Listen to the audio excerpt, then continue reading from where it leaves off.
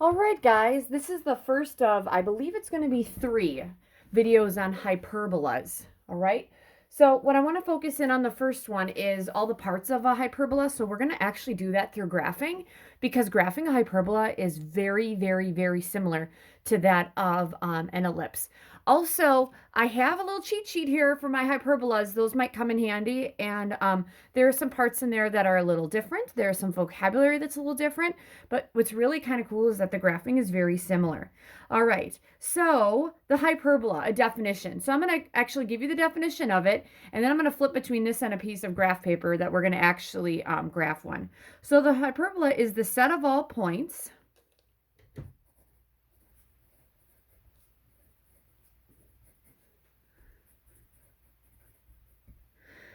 whose distance from 2 fixed points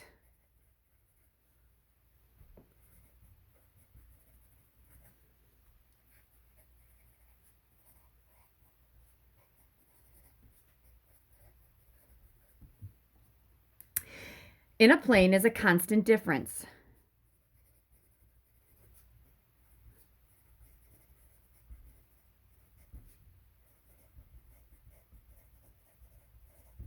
All right, so it's the set of all points whose distance from 2 fixed points in a plane is a constant difference.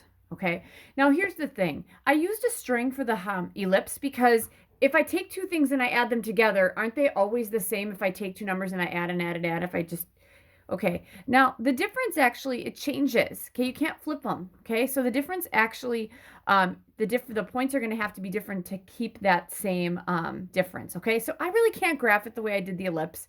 I wish I could. I used to have a really cool video on it, but I lost it somewhere on YouTube. But that's what a hyperbola is. So we're going to graph a hyperbola, okay, you guys? So I did get myself an essential supply at Walmart. I got myself an essential supply of graph paper. All right, so I'm going to change one thing to this thing. All right, I'm going to actually make this dark. Okay, we're going to have the quantity x minus 4 squared over 25 minus the quantity y plus 3 squared over 49 equals 1. All right, guys, so here's the deal. This is going to look very similar to an ellipse. So what would I do for the ellipse? Okay, so my center, I actually could tell you the center. And we'll give you definitions for these because if you look back at this sheet of paper, don't I have all those definitions and we're going to get all those things down. So don't you worry, okay? All right, so the center. If I was looking at this and this had a plus, now it has a minus. That makes it a hyperbola. Wouldn't it be at 4, negative 3? So that's what I'm going to do. I'm going to go to 4, negative 3 would be here, right? And then the next thing I would do would be go to the right and left 5 because the square root of 25 is 5, right? 1, 2, 3, 4, 5. I'm going to just put a dot here now. 1, 2, 3, 4, 5. I'm going to just put a dot there. And then for y plus 3 squared, oh, that's over 49. When I go up 7, 1, 2, 3, 4, 5, 6, 7. 1, 2, 3, 4, 5, 6, 7. Good. Okay, and usually what we would do for an ellipse is we would make this on the inside, right? That is not what we're going to do for the hyperbola, okay? For the hyperbola, what we're going to do is we're going to make a box around these points, okay? So let's make a box. And I usually use a ruler just because I like to be straight. All right, so here's my box. And I'm going to keep going. I'll use different colors too, so you guys, because this is going to get to be kind of, this is going to be a lot of stuff. I went too far in my box there. All right. All right, so that's my box, okay? Then the next thing I'm going to do, I'm going to actually use a different color. I will use a light green, all right? What I'm going to do is I am going to connect this guy to that guy. I'm going to draw a line through there, through the middle, okay? And I'm going to extend that thing through.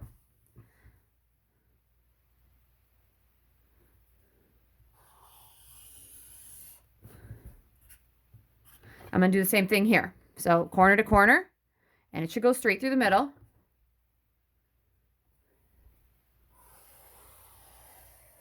I know I'm going through my writing, but that's okay. All right, so that's what I got here. All right, so then here's how we're going to draw this thing. I will use blue. All right, so here's the thing, guys. Since the x comes first, okay, that means that my vertices are going to be the guys who would be across this way, okay? So my x comes first. There's a vertice, and there's a vertice. So if I'm coming up with all of my parts, we have our vertices are at what we got. We've got what? -1, -3.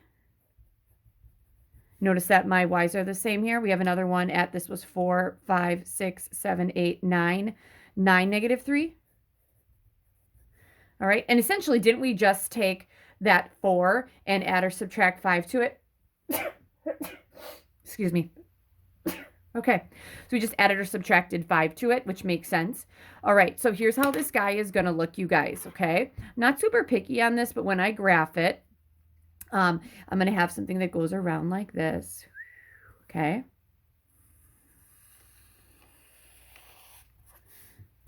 And I'm going to have something like this.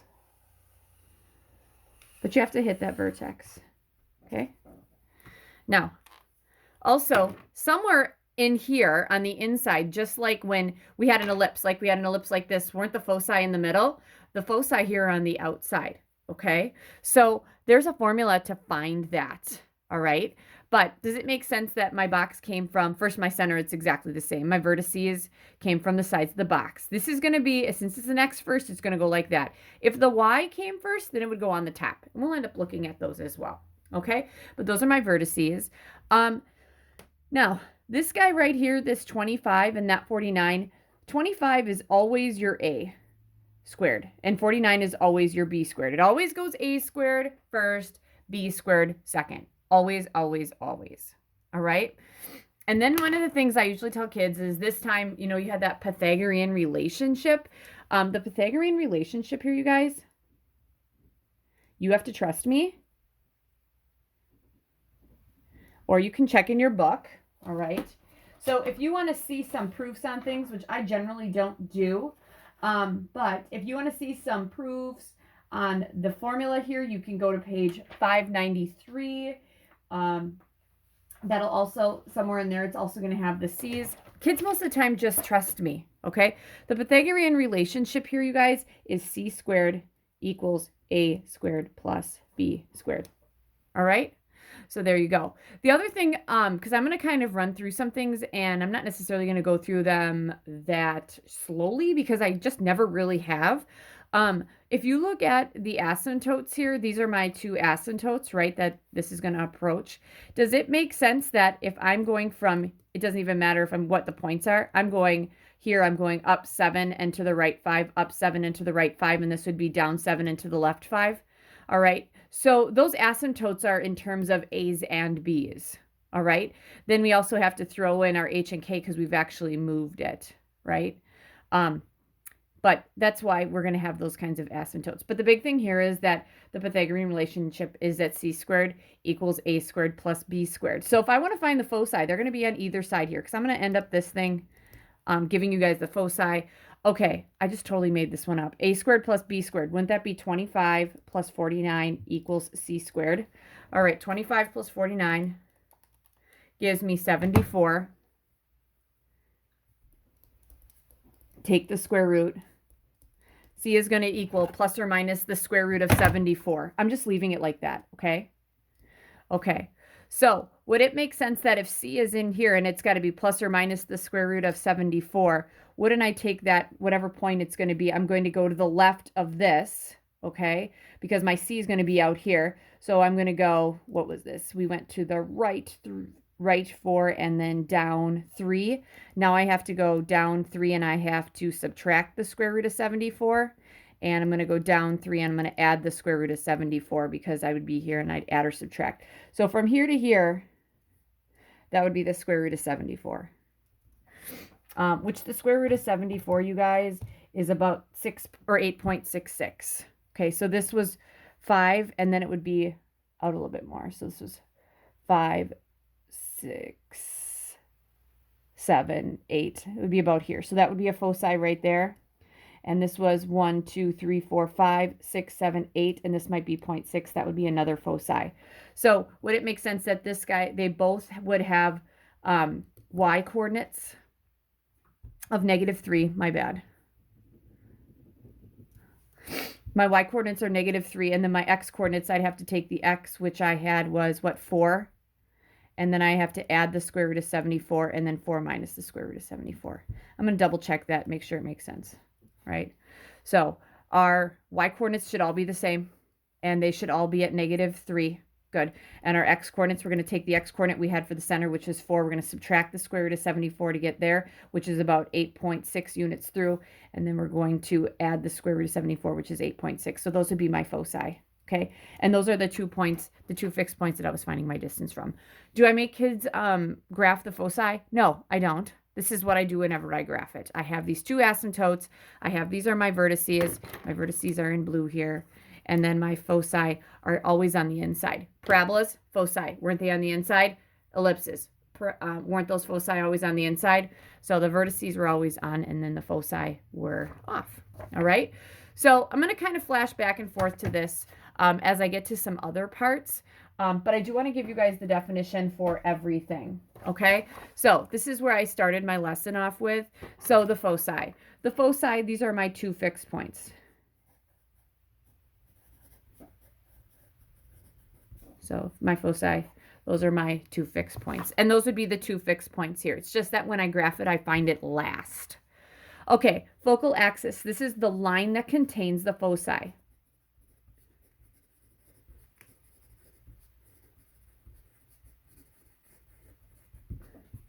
All right. So this guy right here, these are my foci. This would be my focal axis. And it's a line.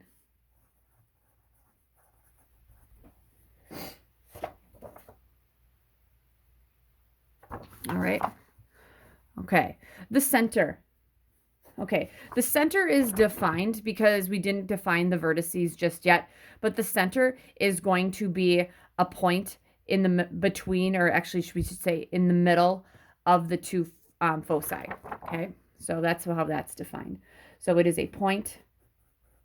We'll even say on the focal axis, equidistant to the foci. All right. All right. The vertices. Okay, so I have 2 of them, right? The vertices are going to be the point where the hyperbola intersects the focal axis. Okay, so our vertices are, these are the points, because there are 2 of them, where the hyperbola intersects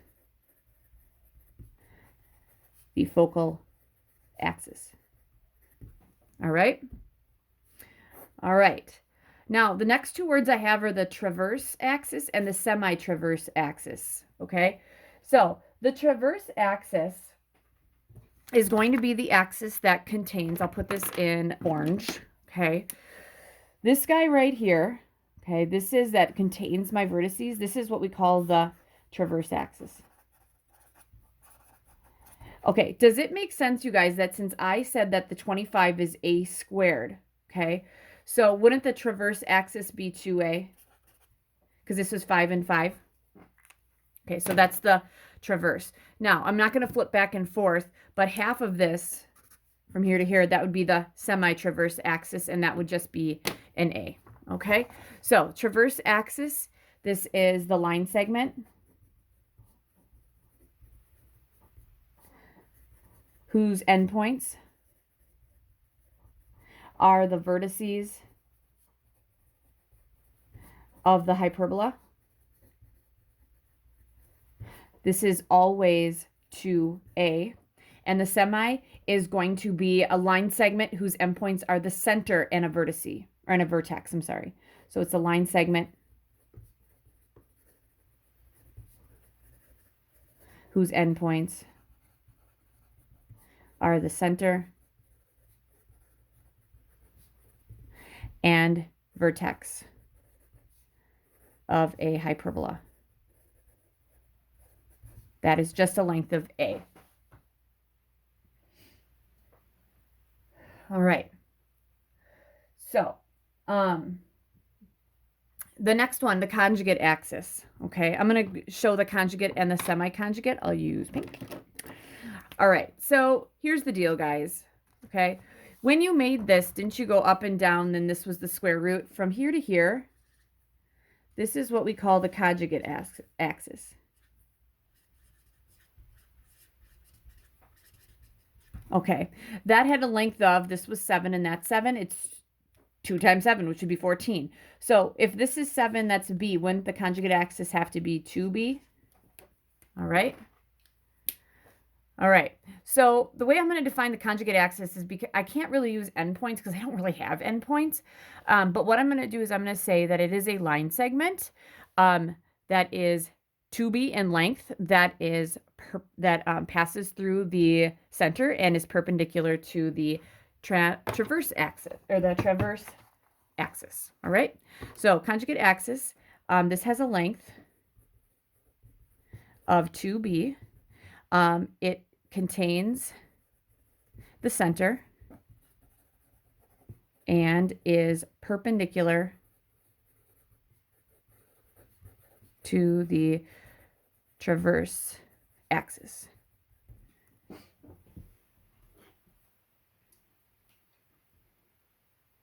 I'm sorry, transverse axis. I think I mess that up every year. Transverse.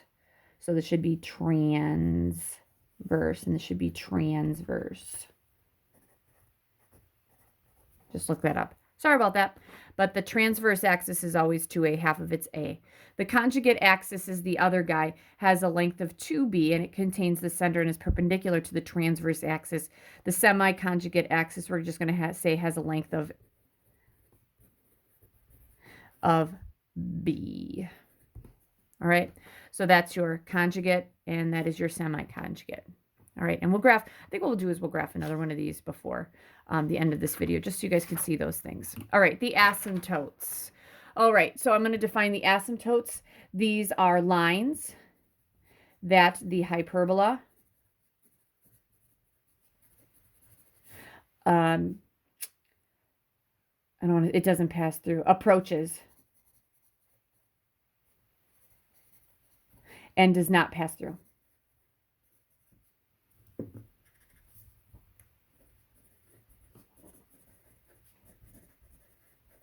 All right. So those are all of the parts. Okay. The other thing you guys need to know, this is super duper important. The Pythagorean identity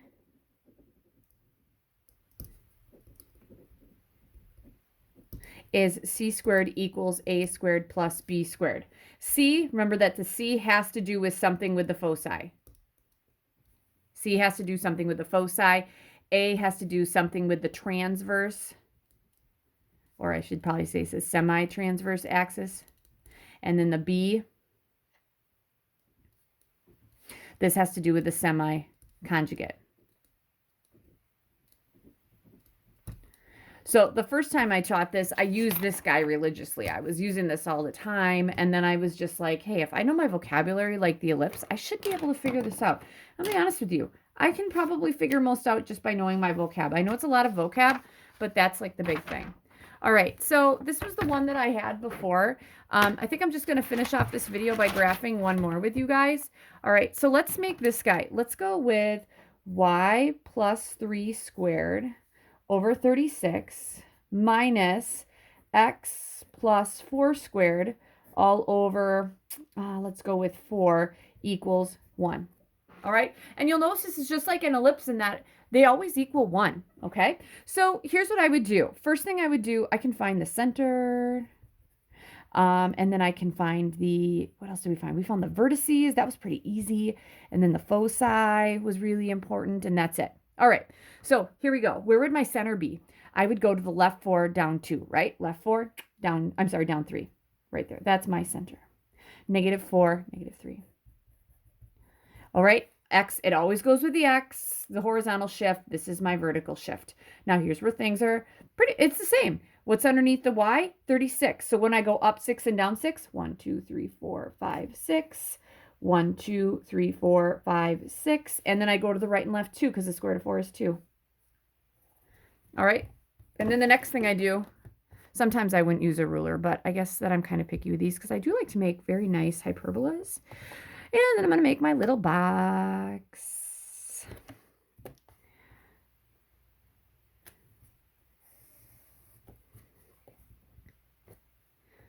All right.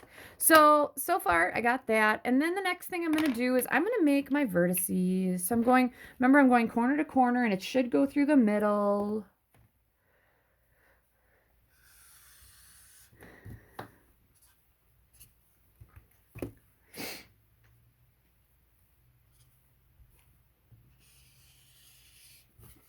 All right, and there we go.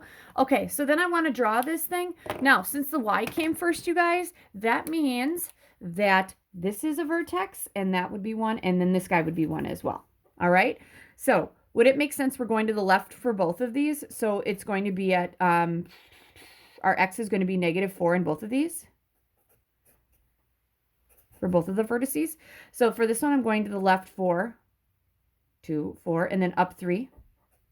And this I'm going to left 4 and then down 3, 4, 5, 6, 7, 8, 9. Which makes sense, okay? Because we're at -3 here, okay? And then we had to go up 6, so -3 plus 6 would give me 3. And -6 minus 6, I'm sorry, -3 minus 6 would give me, that should be a -9 because I'm going down 9, okay? All right, so then I have to find my foci. I know my foci are going to be in and in here. Oh, and I can draw this thing. Okay, here we go.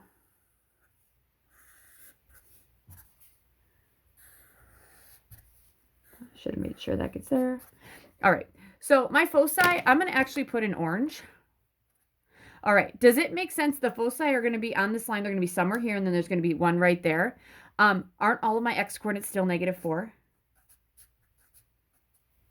Right, because I'm still going to the left, and then I have to figure out how much I'm going up by.